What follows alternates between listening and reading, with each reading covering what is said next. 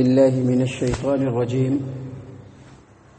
بسم الله الرحمن الرحيم. فقاتل في سبيل الله لا تكلف إلا نفسك وحرر المؤمنين عسى الله أن يكف بأس الذين كفروا والله أشد بأسا وأشد تنكيلا. من يشفع شفاعة حسنة يكن له نصيب منها ومن يشفع شفاعة سيئة يكن له كفل منها وكان الله على كل شيء مقيتا. وإذا حييتم بتحية فحيوا بأحسن منها أو ردوها إن الله كان على كل شيء حسيبا. الله لا إله إلا هو ليجمعنكم إلى يوم القيامة لا ريب فيه ومن أصدق من الله حديثا. معزز سامعین کرام، سورہ نساء سورہ نمبر 4 اور اسی صورت سے ابھی آپ کے سامنے آیت نمبر 84 سے لے کر کے آیت نمبر 87 تک یہ 4 آیات تلاوت کی گئی. اللہ تبارک و تعالیٰ نے مدینے کے ماحول کے مطابق خصوصاً نبی اکرم صلی اللہ علیہ وسلم کو اور عام طور پر تمام امتی کو اس بات کا حکم دیا کہ جب اللہ تبارک و تعالیٰ کے راستے میں قتال کی ضرورت پڑے تو ہر وقت تیار رہنا چاہیے. اللہ تبارک و تعالیٰ نے فرمایا فقاتل فی سبیل اللہ، اے محمد صلی اللہ علیہ وسلم اللہ کے راستے میں آپ قتال کیجئے، جہاد کیجئے. لا تکلف الا نفسک، اور آپ کو صرف آپ کی اپنی ہی ذمہ داری ہے. وحرز المؤمنین، اور آپ مومنوں کو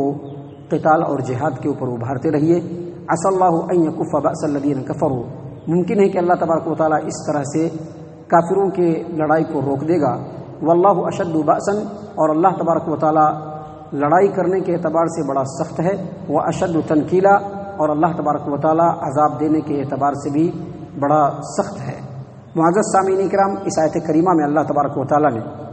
نبی اکرم صلی اللہ علیہ وسلم کو حکم دیا ہے کہ آپ ہر وقت اللہ تبارک و تعالیٰ کے راستے میں جہاد کے لیے تیار رہیے. اگر آپ ہر وقت اللہ تبارک و تعالیٰ کے راستے میں اپنی جان کو قربان کرنے کے لیے تیار رہیں گے اور مسلمانوں کو بھی اس بات کے اوپر آپ ابھارتے رہیں گے تو مسلمان آپ کے ساتھ بھی قتال اور جہاد کے لیے کمر بستہ ہو جائیں گے. اور آپ کی ان ایکٹیویٹیز کو دیکھ کر کے جو کفار و مشرکین ہیں وہ لڑائی سے رک سکتے ہیں، لیکن اگر وہ نہ رکیں اور وہ لڑائی کی ٹھان ہی لیں تو جان لیجئے واللہ اشد بأسا، اللہ تبارک و تعالیٰ کا زور سب سے زیادہ سخت ہے. وہ اشد تنکیلا، اور عذاب دینے کے اعتبار سے بھی اللہ تبارک و تعالیٰ سب سے زیادہ سخت ہے. معزز سامعین کرام، آگے اللہ تبارک و تعالیٰ نے فرمایا من یشفع شفاعۃ حسنۃ یکن لہ نصیب منہا، جو آدمی نیکی کی سفارش کرے تو اس نیکی کا بدلہ اس کو اس سے ملتا ہے. ومن یشفع شفاعۃ سیئۃ یکن لہ کفل منہا، اور اگر کوئی آدمی برائی کی سفارش کرے تو برائی کی سفارش کرنے والے کو بھی اس برے کام کا جو بدلہ ہوتا ہے وہ ملتا ہے. وکان اللہ علی کل شیء مقیتا، اور اللہ تبارک و تعالیٰ ہر چیز کے اوپر نگراں ہے، ہر چیز کے اوپر. معزز سامعین کرام، اگر آپ ربط کلام کو دیکھیں گے تو اس سے یہ پتہ چلتا ہے کہ اللہ تبارک و تعالیٰ نے یہاں پر نبی اکرم صلی اللہ علیہ وسلم کو اور ایمان والوں کو یہ بتلایا کہ جو آدمی دوسرے مسلمان کو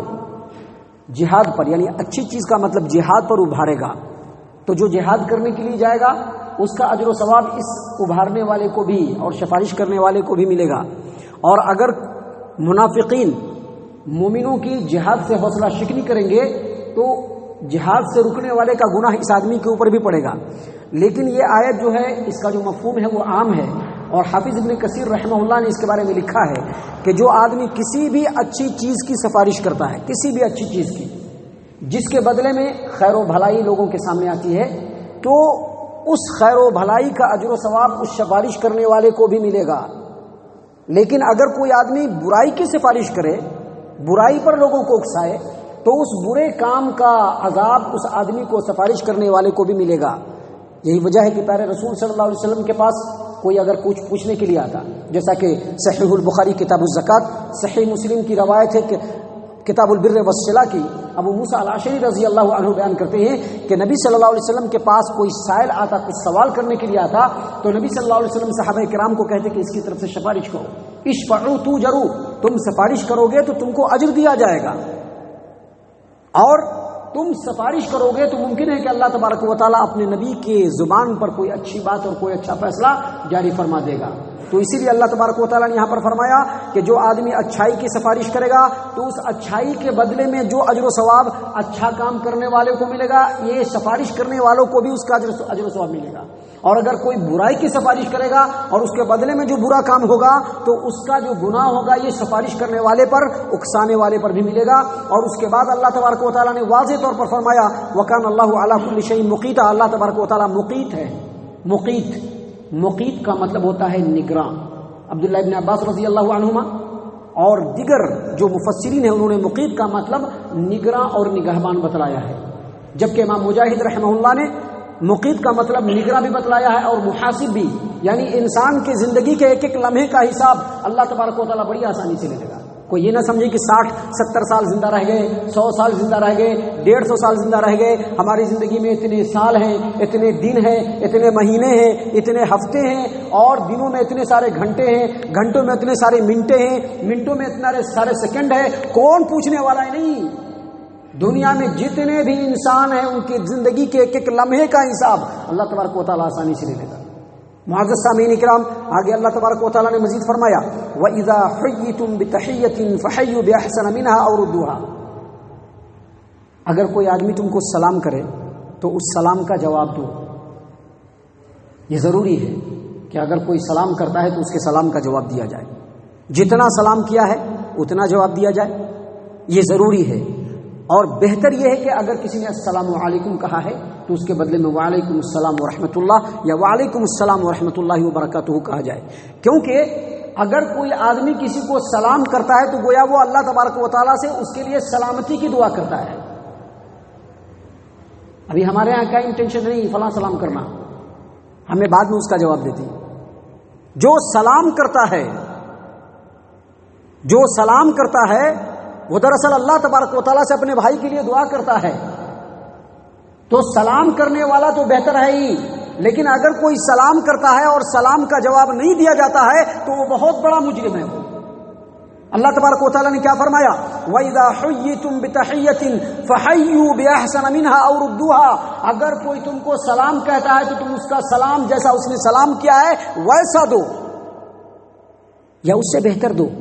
لیکن ویسا دینا ضروری ہے۔ فحیو کا مطلب ضروری ہے، بے احسن منہا، یا تو اس سے اچھا جواب دو، یعنی تو جتنا اس نے سلام کیا اتنا جواب تو ضرور دینا ہے۔ اگر کسی نے السلام علیکم کہا تو جواب میں وعلیکم السلام کہنا ہے۔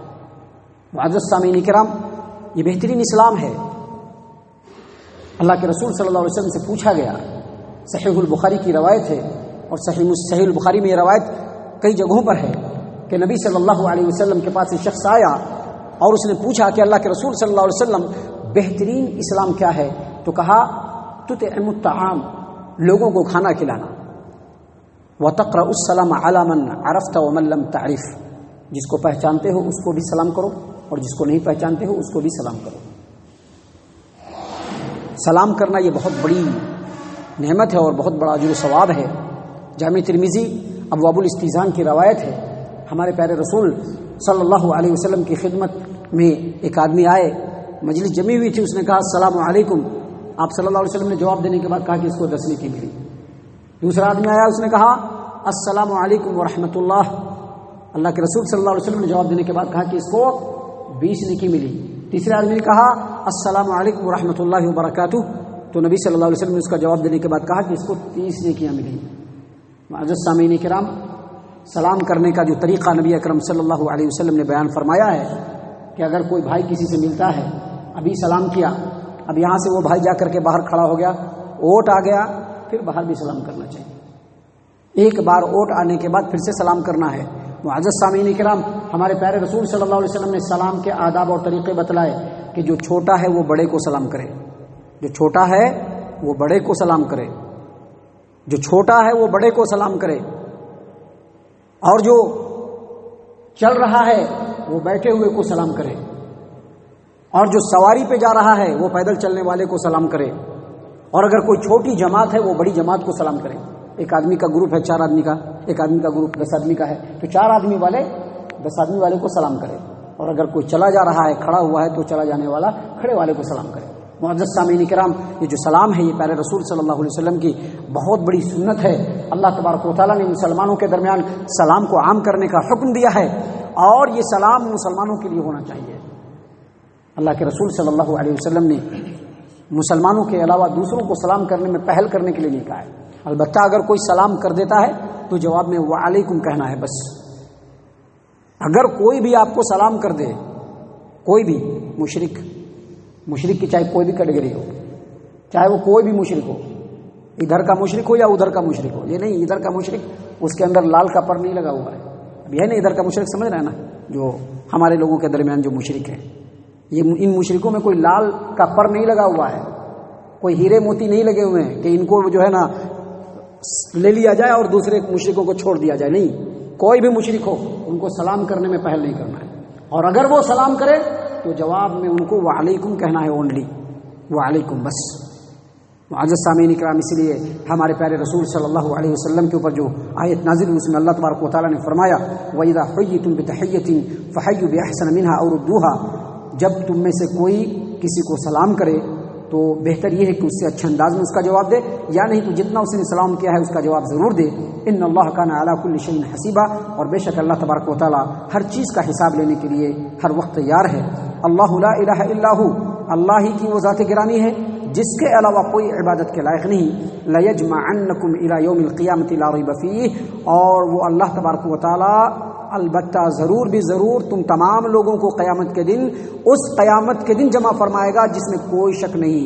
ومن اصدق من اللہ حدیثا، اور اللہ تبارک و تعالیٰ سے بڑھ کر کے سچی بات کس کی ہو سکتی ہے؟ یعنی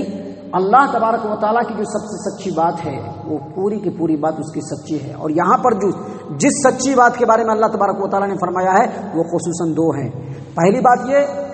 کہ جو قیامت ہے وہ ہر حال میں آئے گی۔ آدمی دنیا کے اندر غفلت کے ساتھ، سکون کے ساتھ، اطمینان کے ساتھ کہ بس اب یہیں چرنا ہے بول کر کے جو چاہے کرتا پھرے، جو چاہے سوچتا پھرے، جس جگہ پر جس طرح چاہے زبان چلا دے، ایسا ہرگز نہیں سوچنا چاہیے۔ قیامت ہر حال میں آئے گی، جس دن مومن، مشرک، منافق، ملحد، دہریہ، تمام لوگوں کو اللہ تبارک و تعالیٰ جمع کر دے گا اور اس کے زندگی کا کمپلیٹ حساب اللہ تبارک و تعالیٰ لے لے گا۔ یہ اللہ تبارک و تعالیٰ کی بالکل سچی بات ہے جس میں رتی برابر بھی شک نہیں ہونا چاہیے۔ اور دوسری بات، یہ جو اسلام دشمن ایلیمنٹس ہیں، عناصر ہیں جو مسلمانوں کو، اسلام کو نقصان پہنچانا چاہتے ہیں، اللہ تبارک و تعالیٰ کے قانون کو مٹا دینا چاہتے ہیں، وہ چاہے کوئی بھی تدبیر کر لے، چاہے کوئی بھی زور لگا لے، وہ اللہ تبارک و تعالیٰ کے قانون کو بدل بھی نہیں سکتے اور اسلام اور مسلمانوں کا کچھ بگاڑ بھی نہیں سکتے۔ اللہ تبارک و تعالیٰ سے دعا ہے کہ اللہ تعالیٰ ہم تمام کو ان باتوں کے اوپر غور و فکر اور تدبر کرنے کی توفیق عنایت فرمائے، ہم تمام کو ہمارا رب صحیح معنوں میں مومن اور مسلمان بنائے۔ اللہ تعالیٰ ہم تمام کو جنت الفردوس میں جگہ عطا فرمائے۔ اے اللہ ہم تمام کو جہنم سے پناہ دے، اے رب العالمین ہم تمام کو جہنم سے پناہ دے، اے مالک الملک ہم تمام کو جہنم سے پناہ دے، آمین یا رب العالمین۔ وما علینا الا البلاغ المبین۔